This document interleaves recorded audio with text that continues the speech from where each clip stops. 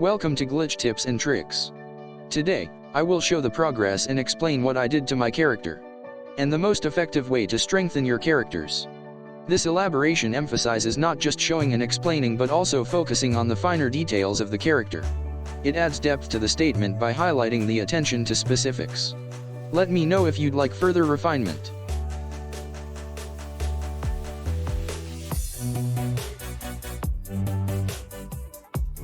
Details.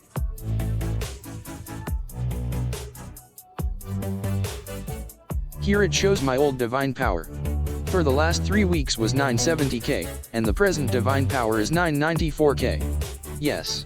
I know you might think my divine power progress was slow compared to other casual spenders. The main reason was simple, because I focus on stats that will help my character to get stronger, not by raising up my divine power. Remember, your divine power doesn't give you damage.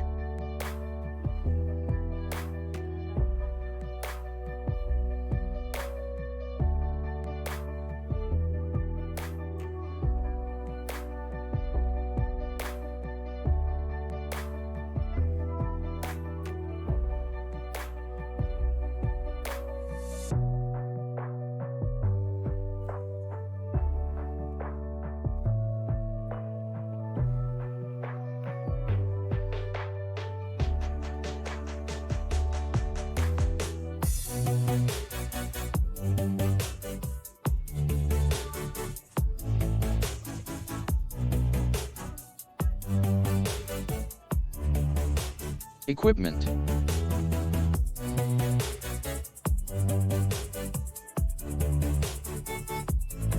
I'm still using Ragnarok of Fortitude for survival.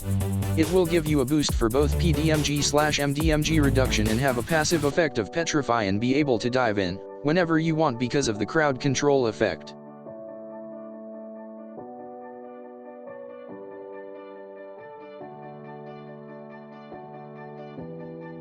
For a weapon, use Soul Capturer for you to effectively utilize your MVP skills and deal more damage. For headgear, Polar Bear Knit Hat, for extra shield, reduction, and HP regeneration. Face, Laurel Sticker, which has almost the same effect as my headgear for extra HP regeneration and reduction. Mouth, Ruby Gem, for extra shield, damage, crit rate, crit damage, and reduction from demi-human. Costume, Duo Shade adds size damage, as well as shield and demi-human damage reduction. Backwear, Giant Bunny Doll, for more damage and reduction, and both demi-human and brute enemies.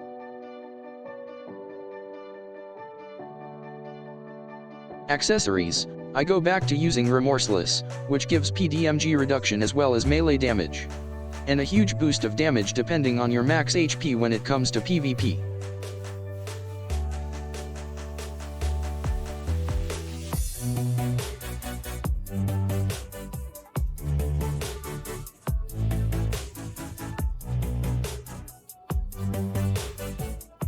Cards. As follows: Weapon, Hydra and Skell Worker. Cloak, Double Ragnarok card. Shoes, Alarm and Explosion.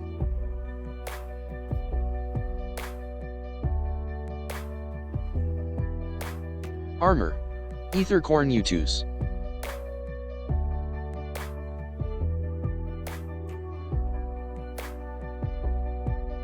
Headgear, Deviruchi and G-Earth.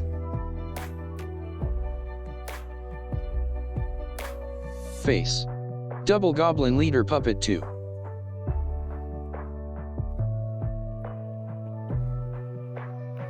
Mouth, Double Doppelganger Puppet 2.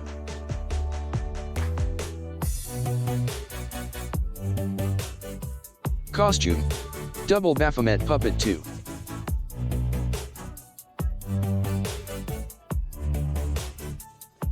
Backwear, Double Deviling Puppet 2.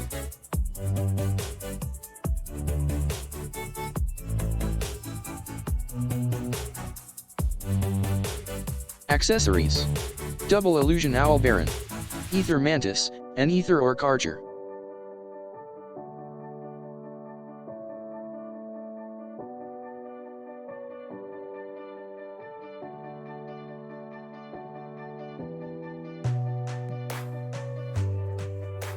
Enchantments. For weapon. Melee boon to boost your damage. Cloak. Vitality boost to benefit remorseless effect.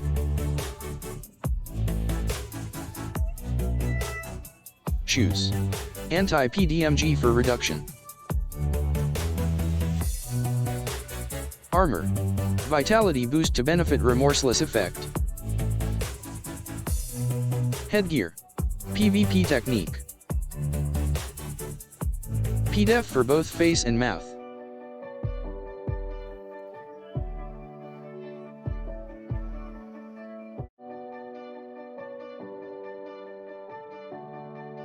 PvP technique for both backwear and costume.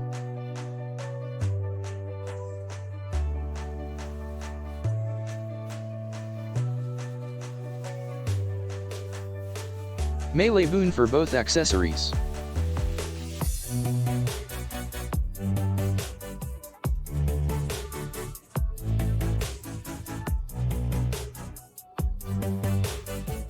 Skills. As for the setups, I am only using 3 types of skills: Chomp, Shadow Cleave, and Power Boost. On my skill preset, or what we call Soul Capture. A lot of you might think about why Chomp over Spirit Ambush. My answer is Chomp can be converted because it's neutral, and Spirit Ambush, as I mentioned before, was Force Shadow that can be easily countered by the Bathory card.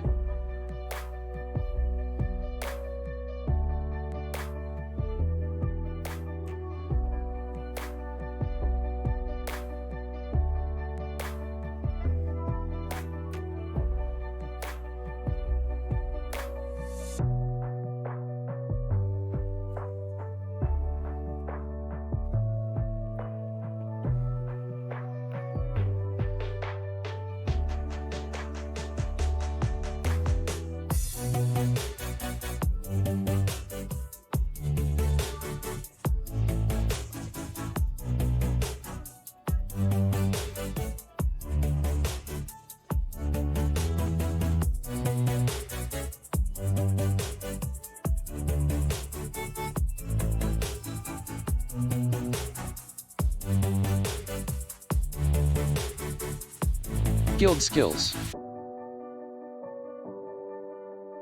Having high Ignore Def helps you penetrate the defense of your enemies. After maxing out Ignore Def, for basic skills start focusing on raising the P-Def stats, and when it comes to master effects, upgrade all of them one by one.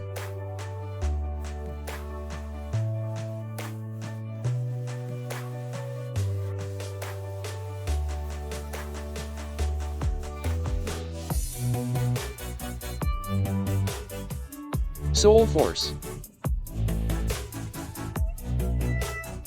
Soul Force. I know most of us don't care about this, but wait. It gives you micro stats that you even don't know it counts. Like having additional PDMG, MDMG, PATK, healing, PDMG/MDMG reduction, etc. You just need to optimize it to the fullest, on which crystal has the higher stats you currently have.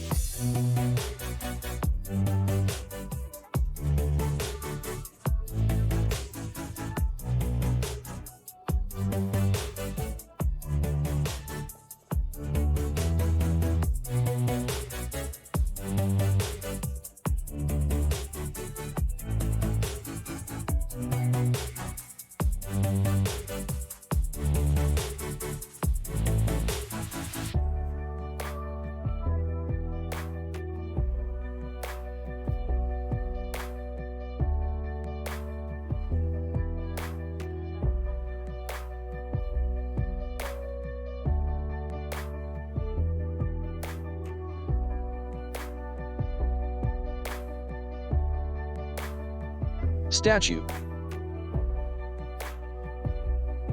Focus on getting ignore def stats when it comes to the Valkyrie statue. Eventually you will max out all your stats in no time.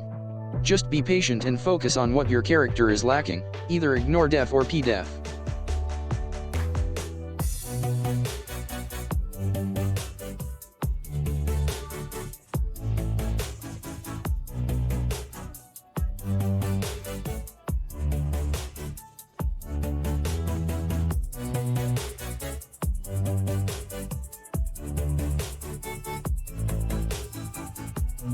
Sigils.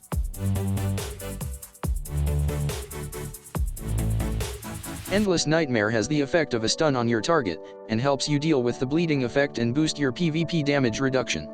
Soul Mark has the effect of a mini burst effect like Impale F2P friendly. Impale huge burst damage effect. Floating protection, shield effect, and a CC type sigil when the shield breaks help you freeze the enemy around you for a sec, and it gives a huge boost to both your PvP and PDMG/MDEF reduction.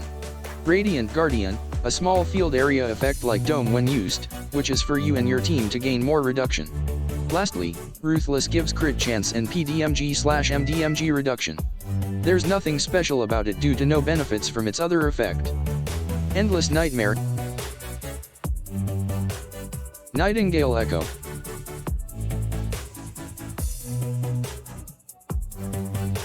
I choose the Cyclone Wrath effect for me to have more of size damage effect.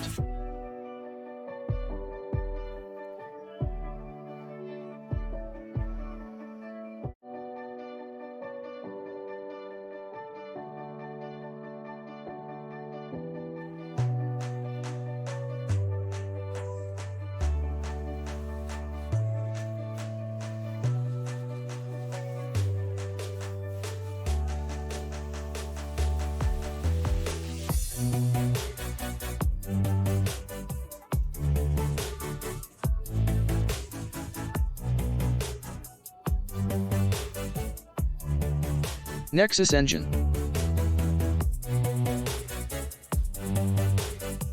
My build focuses on pumping ignore def and reduction, that can benefit my survival and DPS.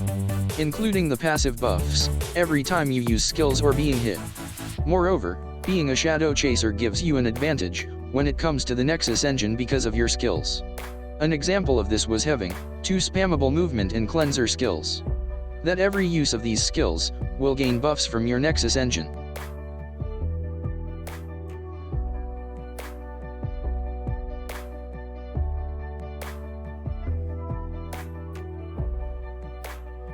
Feathers. As of now, this is what I did to my feathers. To compensate for the lack of stats, from reductions, and damage. Some of us focus on upgrading just the ATK feathers, as for me, I build mine differently. I start upgrading my def feathers, then my ATK feathers. As soon as I reach a certain stat that I'm satisfied with, I move to upgrade my ATK feathers to gain more ignore def. My goal for now was to have all my ATK feathers reach tier 7 before I raise my def feathers. I suggest you optimize your features, based on your own progress. And little by little adjust it accordingly.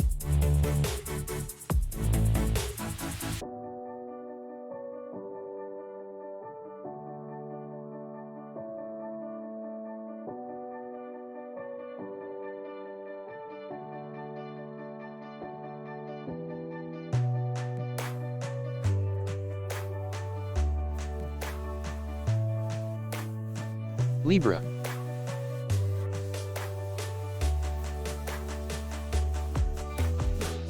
When it comes to your progress, due to lots of resources being burned, just to gain 1 level, just focus on having ignore def from ATK, and def from shield.